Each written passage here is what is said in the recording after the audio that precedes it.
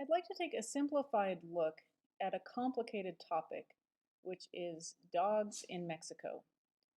Or more specifically for this video, we're going to look at dog walking in Mexico.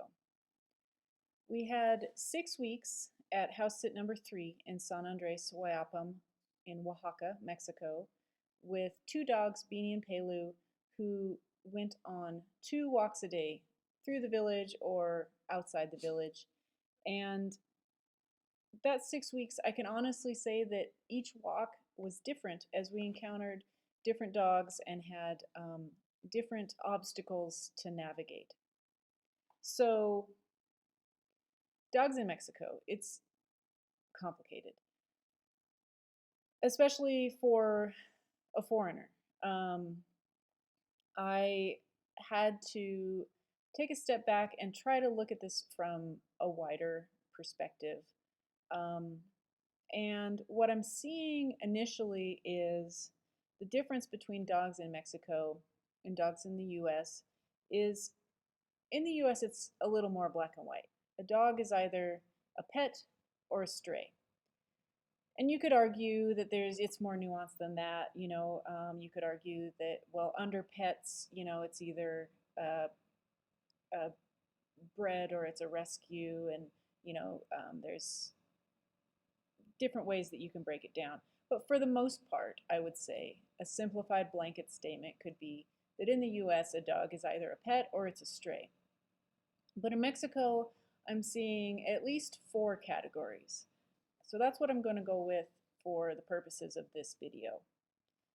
Mexico has indoor pets, outdoor pets, guard dogs, and legitimate strays.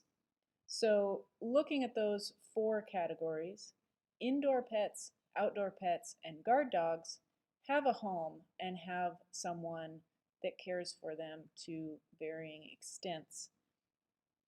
While also outdoor pets, guard dogs, and strays are all outside.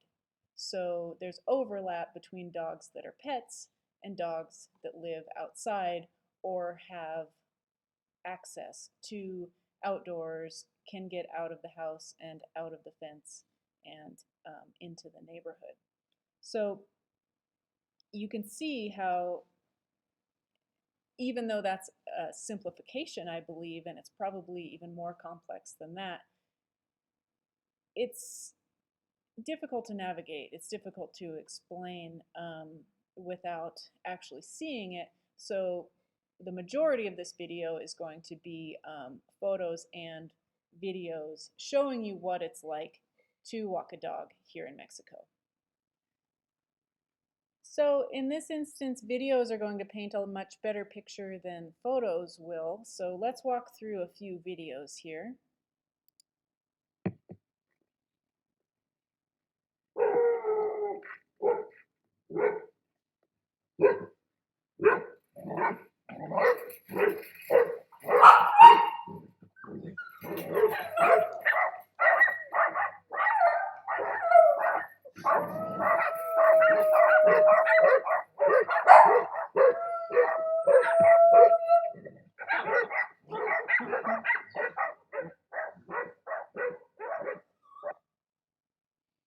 Well, I didn't expect for the videos to set off the dogs that are actually here with me, but this might make it just even more entertaining. Let's see.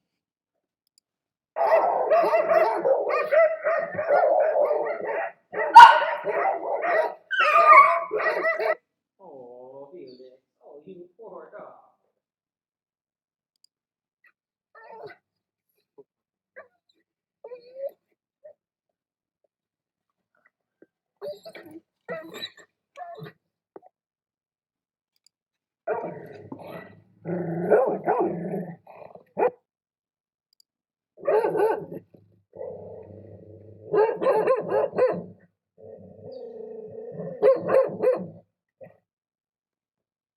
This is one of the dogs in the photo earlier who was growling as we walked by.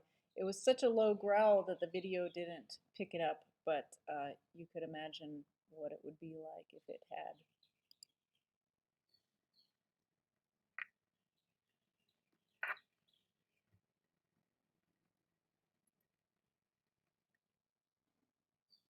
This was another one of my favorite dogs in the village who lived right next to the bread store. Just a friendly old fellow. And when you were done petting him, your hands would be black. So poor guy needs a bath.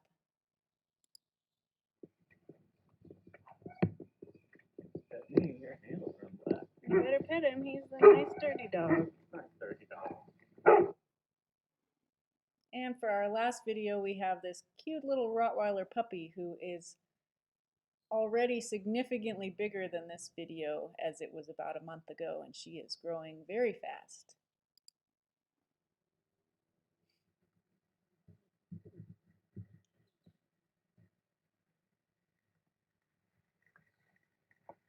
I don't think she's going to be much of a mean guard dog, huh? So you can see that it's complicated.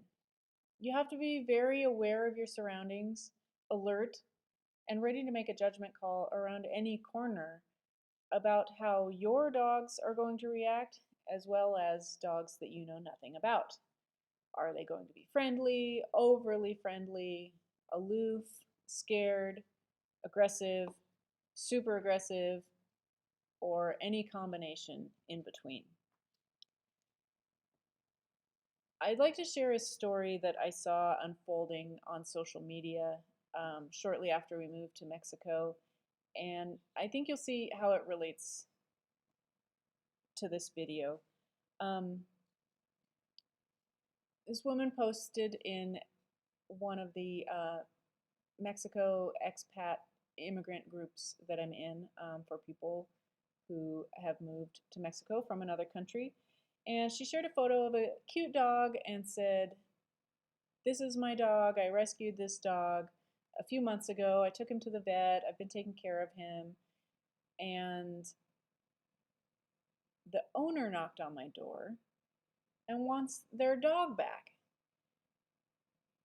And instead of coming to the conclusion that she didn't actually rescue this dog, she literally stole someone's dog, she came to the group asking for advice for how to keep this dog because, as she said, she was taking better care of it.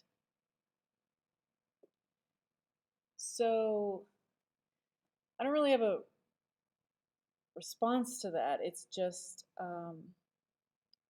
baffling to me. I mean, as a foreigner, you can't have a conversation about Mexico without, inevitably the street dog problem is going to come up. And yes, it's a problem, but obviously as foreigners, we can't expect to walk into another country, another culture with this complicated topic and understand all the nuances immediately. So obviously it's something that I'm still learning about myself, and particularly through the context of house sitting, pet sitting, and walking people's pets in Mexico with all these other dogs. I'd like to end with some footage from our current house sit number 4, and just to show you how one family of local Oaxaqueños has taken it upon themselves to help their neighborhood's outside dogs. They live on the edge of the village, so it's not directly in the village, but they have a mix of dogs in their area that I would say are a combination of outdoor pets, guard dogs, and a few legitimate strays. And they've decided to feed them every evening. They just bring one big scoop of dog food out and dispense it among whichever of the neighborhood dogs show up. Some of these are their neighbor dogs, some of these are their neighbors' pets, and some of them are strays. And since we've been staying at their house, we've taken over that responsibility. And each night there is between 4 and 7 dogs waiting for what is possibly their only meal of the day, or possibly a supplementation to what their home feeds them. And so let's take a look at these dogs getting dinner. Okay, we got Stacy too. We got Pelusa also.